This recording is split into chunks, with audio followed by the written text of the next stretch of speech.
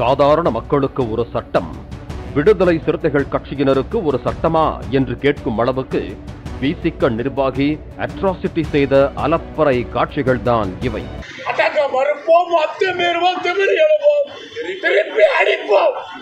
அது காவல்துறை சரி.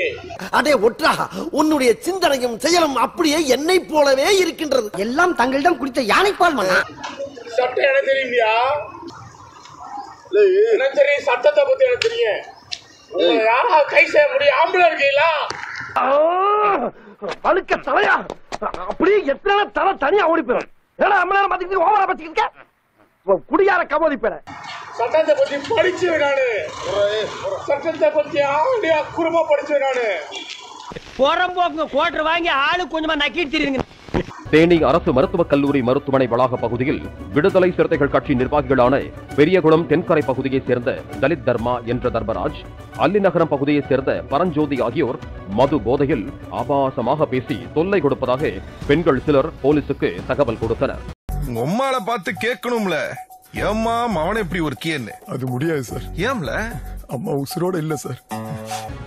அங்கு வந்த போலீசார் இருவரையும் அங்கிருந்து கிளம்பும்படி கூற, தன் மீது புகார் அளித்தவர் தனது அக்காள் என்றும் அவர் எப்படி புகார் தெரிவிக்கலாம் என்றும் அலம்பல் செய்த தலித் தர்மா விடுதலை சிறுத்தைகள் கட்சியின் பெயரை சொல்லி எஸ்பி, டிஎஸ்பி என யாரை வேணாலும் வரச் சொல்லு என்று போலீசாரை மிரட்டத் தொடங்கினார்.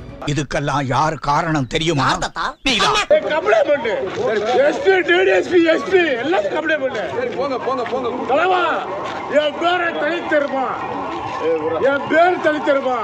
இதனால் போலீசார் அங்கிருந்து பின்வாங்கியதும் தனக்கு சட்டம் தெரியும் என்றும் தான் ஒரு வழக்கறிஞர் என்றும் ஆக்ரோஷமாகி அடங்க மறுப்போம், அத்து மீறுவோம் என்று தனது கட்சியின் கொள்கையை கூறி தன்னை கைது செய்து பாருங்கள் என்று போலீசாருக்கு பகிரங்க சவால் விட்டார். என்ன ஒரு சின்ன பையன் வந்து உங்களை தடியாங்கிறா, ஒத்துக்கிட்டு வர்றாங்கிறா, பேத்தனமா பேசாம இருக்கீங்க. ஒரு கட்டத்தில் சொடக்கு போட்டு சட்டையை கழற்றி வீசி போலீசாருக்கு எதிராக கடும் சொற்களை பேசினார். உங்களை பூரா உள்ளதுக்கு சட்டம் இருக்குடா. யாரா கை செய்ய முடியும்? ஆம்பளை இருக்கீங்களா? நானும் பாத்துக்கிட்டே இருக்கேன். ஊழ சவுண்ட் ஓவரா இருக்கு. என்ன இனிமே இப்பெல்லாம் தனியெல்லாம் வராது. வீட்டுல யாராவது பெரிய வந்தா வர சட்டத்தை பத்தி படிச்சு நானு, சட்டத்தை பத்தி ஆடியா குறுமா படிச்சு நானு. 964 அமெண்ட்மெண்ட் ஆக்ட் காவல்துறை மீது கடுமையாக தண்டிக்க வேண்டிய சட்டம் எனக்கு தெரியும்.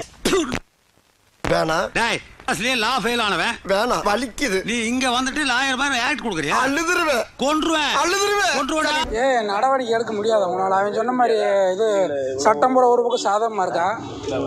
சொல்லுங்க சார், உங்க உயர் அதிகாரிகளை கூப்பிடுங்க. இல்ல இதே நாங்க பேசுறத விடுவீங்களா? யாராவது ஒரு ஆள் அப்புறம் பேசுனா விடுவீங்களா? இப்போ உன்னை அரெஸ்ட் பண்ணாம நீங்க யாரும் இருந்து போக கூடாது. அட வெக்கம் கட்டுவீங்களா? இதுக்கு எதுக்குடா வெள்ளையங்கிலி மாலைன்னு? அண்மை செய்திகளை பார்த்து வருகிறோம். மக்கள் தொகை கணக்கெடுப்பில் நிகழும் தாமதமும் அதை தொடர்ந்து நடைபெற இருக்கும் தொகுதி மறுவரையும் தற்செயலானவை அல்ல என்று முதலமைச்சர் மு க ஸ்டாலின் தெரிவித்திருக்கிறார். மக்கள் தொகை கணக்கெடுப்பும் நிகழும் தாமதம் அதை தொடர்ந்து நடைபெற இருக்கும் தொகுதி மறுவரையும் தற்செயலாக அமையவில்லை என்றும், நான் தொடர் முழக்கம் எச்சரித்து வரும் ஆபத்து வாசற்படி வரை வந்துவிட்டது என்று தற்போது தமிழ்நாடு முதலமைச்சர் அவர்கள் தனது எக்ஸ் பக்கத்தில் தெரிவித்திருக்கிறார். கூட இவ்வளவு அழுக மாட்டாளுங்க, ஆனா நீ இந்த ஆளே அழுகிறீடா. இந்த ஆளே அழுகிற நீ. அரசியலிலிருந்து சினிமா தனித்து இயங்க முடியாது. சினிமா அரசியல் கலப்பே இல்லாமல் இயங்க முடியாது. எனவே எல்லாம் ஒன்றோடு ஒன்று பின்னி பிணைந்தவைதான். திரு கமல்ஹாசன் அவர்கள் எந்த உள்நோக்கத்தையும் கொண்டு அவர் பேசவில்லை, உள்நோக்கத்தோடு பேசவில்லை. ஒரு மொழியை உயர்த்த வேண்டும், ஒரு மொழியை தாழ்த்த வேண்டும் என்கிற எண்ணத்திலும் அவர் பேசவில்லை. நீ செய்வடா உன் முகரக்கட்டையை பார்த்தாலே தெரியுதுடா. உன்னே மாதிரி ஐயோக்கப்பட்ட விருதே தப்புடா ரோட்ல. சாரி சொல்லாரா, சாரிங்கிற வார்த்தை எனக்கு பிடிக்காதடா. கேரளாவில் வந்து தக்லைஃப் படத்தினுடைய ப்ரொமோஷனுக்கு நடிகர் கமலஹாசன் போறாரு, திரிஷா எல்லாரும் போறாங்க. அங்க இந்த கேள்வி கேட்குறாங்க, நீங்க வந்து மன்னிப்பு கேட்பீங்களா அப்படின்னு. உடனே அவர் சொல்றாரு, மன்னிப்பு கேட்கீங்களான்னு சொன்னதுக்கு 5 நிமிஷம் பேசியிருக்காரு கமலஹாசன். கடைசி வரைக்கும் மன்னிப்பை பத்தி பேசவே இல்லை.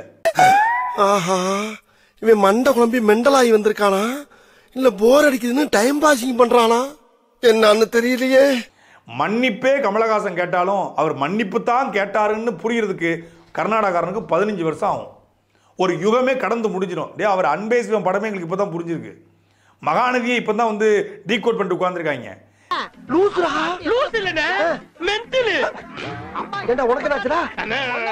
தக் லைஃப் படம் எடுக்கணும்னு முடிவு பண்ணீங்களே ஏண்டா, அது ஸ்டாலின் முகர மாதிரி எடுத்து வச்சிருக்கீங்களே, இது எவன்டா பார்ப்பான்? இதுக்கு பேர் வேற, தக் லைஃப், கருணாநிதி லைஃப் இப்படின்னு. ஏன்னா கமலஹாசனை பற்றி நம்ம எல்லாருக்குமே தெரியும். அவர் சிறந்த நடிகர், திறமையானவர், ஆனால் மார்க்கெட் போன பீஸு. நான் வெக்கமே இல்லாமல் அந்த உதவாநிதியை பக்கத்தில் வச்சுக்கிட்டு நீ எல்லாம் வந்து சூப்பர் டூப்பர் ஹிட்டு கொடுக்க ஆரம்பித்த பொழுது உதவாநிதி அரை ட்ரவுசர் மாட்டிட்டு சுற்றி இருந்திருப்பான். அவன் பின்னாடி போய் நின்றுக்கிட்டு இருக்க, கையை கட்டிட்டு நின்றுட்டு இருக்க. உனக்கு என்னன்னு சொல்றது? இதெல்லாம் தான் தன்மானமா? இந்த ஈன பொழப்புக்கு பேசாம எங்கேயாவது போய் ஊருக்கு போயிடலாம்ல. 2018 என்ன நாடகம் ஆடினேன்? 2019 தேர்தலில் அந்த டார்ச் லைட்டை தூக்கி அடிக்கிற டிவி மேலே. டிவியும் வந்து கிடையாது, டார்ச் லைட்டும் வந்து கிடையாது. மகேந்திரனும் எவனோ தான் வாங்கி கொடுத்துருப்பான். சரியா? தூக்கி அடித்த இன்னைக்கு எதை தூக்கி உன்னுடைய இந்த படம் ஓடுது, இந்த குப்பை படம் ஓடிக்கிட்டு இருக்கேன், இந்த குப்பை படத்தை எதை தூக்கி அடிக்கிறது?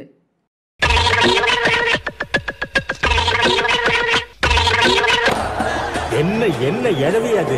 இதுல நீ பார்த்தனா மக்கள் மத்தியில் ஒரு பிளவை ஏற்படுத்துவதற்காக கன்னடம், தமிழ் என்றெல்லாம் பேசி வேண்டுமென்றே இதற்கு ஒரு மார்க்கெட்டிங்கை ஏற்படுத்தி திட்டமிட்டு நீ இந்த கன்னடம், தமிழ் என்கிற சர்ச்சையை ஏற்படுத்தி இருக்கிறாய். மானங்கட்டவங்களா? கர்நாடகாக்காரன் தப்பிச்சிட்டான். இப்போ நான் சொல்றேன், ஒட்டுமொத்த தமிழகத்திற்கும், தமிழர்கள் எல்லோருக்கும், அல்லது உன் படத்தை பார்க்க அவல நிலைக்கு தள்ளப்படுகின்ற அனைவரிடமும் நீ மண்டியிட்டு மன்னிப்பு கேட்க வேண்டும். 3 மணி நேரம் இப்படி ஒரு டார்ச்சர் பண்றியே அப்படின்னு சொல்லிட்டு அவனை கூப்பிட்டு செருப்பால் அடியும். உன் செருப்பு நல்ல செருப்பு இருந்தால் அந்த அடிய. அதான் உனக்கு உன் பிச்சையை போட்டாங்கல்ல 2021 உன் வேலையை காமிச்சதுக்கு உனக்கு தான் பிச்சையை போட்டாங்கல்ல எம்பி சீட்டு. அதை கவிட்டு போக வேண்டியதானே? எதுக்காக எங்களை போட்டு டார்ச்சர் பண்ற?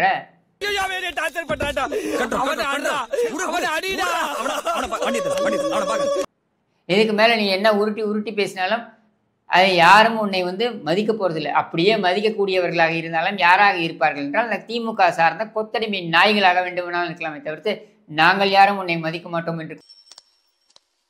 இந்த அவமானம் உனக்கு தேவையா? அவர் ஐபிஎஸ் ஆஃபீஸராக இருந்தார். அவருக்கு வந்து இன்வெஸ்டிகேஷன் என்னன்னு தெரியும். தீர்ப்பு வெளியாகிவிட்டது. இப்போது ஜீரோவிலிருந்து அதை தொடங்க வேண்டும் என்பதைப் போல அவர் பேசுவது அப்பட்டமான அரசியல். யாரு எதை பேசுறதுன்னே நாட்டுல விவசாயம் இல்லாம போச்சுடா. வேண்டுமானால் அவர் இந்த தீர்ப்பில் உடன்பாடு இல்லை என்று அப்பீலுக்கு போகலாம், மேல்முறையீட்டுக்கு போகலாம். அந்த மேல்முறையீட்டில் இந்த பிரச்சனைகளை எல்லாம் அவர் பேசலாம். நிறுத்து. அவங்கிட்ட இருக்க ஆப்ப புடுங்கி நீ வேற ஆங்கில பிக்ஸ் பண்ண பாக்குறியா?